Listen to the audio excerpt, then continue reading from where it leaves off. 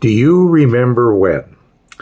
Well, depending on the audience hearing those words, that can either begin a very enjoyable conversation with lots of excitement and cutting in and out, or sheer boredom.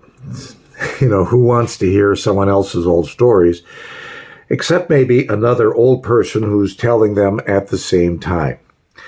That's the thing about reminiscence, isn't it? It's sort of like dessert or the appetizer. If you eat too much of it, you don't have room for the good stuff, or you get sick. And I guess reminiscence, and for that matter, talking about the future, really does fit well with formal dining. The main course is the here and now, and that's where we really ought to be spending most of our attention. Same thing, I think, goes with reminiscence.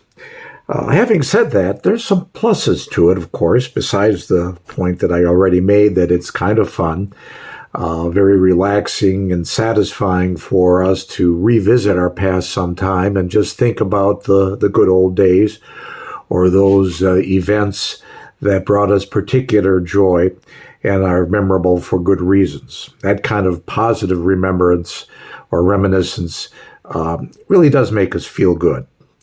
The problem can be, though, if we just dwell in the past consistently. If that's really all that brings us joy.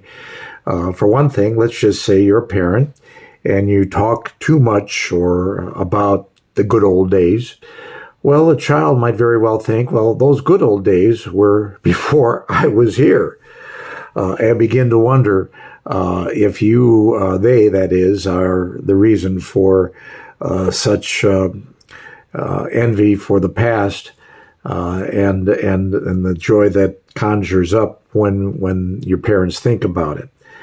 That's probably not a big problem, but I just thought I'd throw it in there because I do remember kind of thinking that way myself when I was a kid once in a while, even though I had loving parents.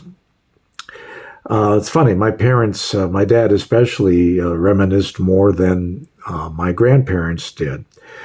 Just an aside, my grandparents really didn't seem to be into that too much. I am a little. I don't spend a lot of time on it because, again, I am sensitive to what does the audience want to hear. But I had a very good, for the most part, a good childhood. I really did. And I had two satisfying careers. And I think those are what I maybe reminisce most about, in my mind at least. I think about my days at CNN and all the opportunities that unfolded because of that. I think about my second career at the CDC and particularly miss the travel that went along with that because that was a window into the world for me, parts of the world I probably would have never gotten to otherwise, and that brought about an extension, frankly, of my family.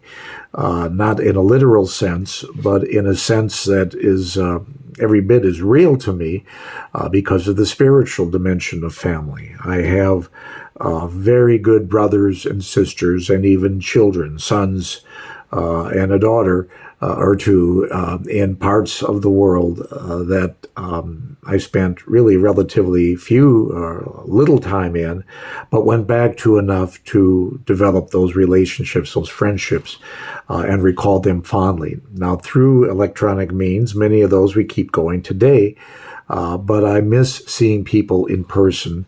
And that's a bit of reminiscence, thinking fondly on those days, going to Africa or Asia especially, several countries in each continent, and recalling really the joy of doing so.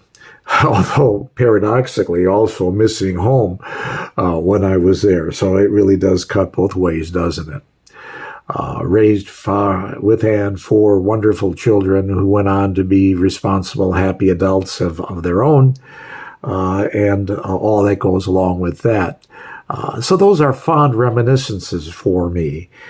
You have your own set, and it's, again, fun to revisit them, as I've briefly done with you here. Hope you considered it brief.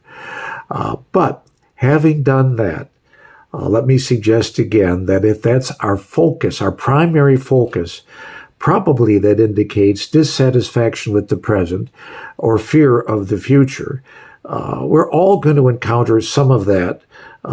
It's if it becomes chronic, if it becomes the way we are operating most of the time, that's a red flag for us, and something that we ought to be able to explore further to bring our primary focus back to where it belongs, and that is in the here and now. Thanks.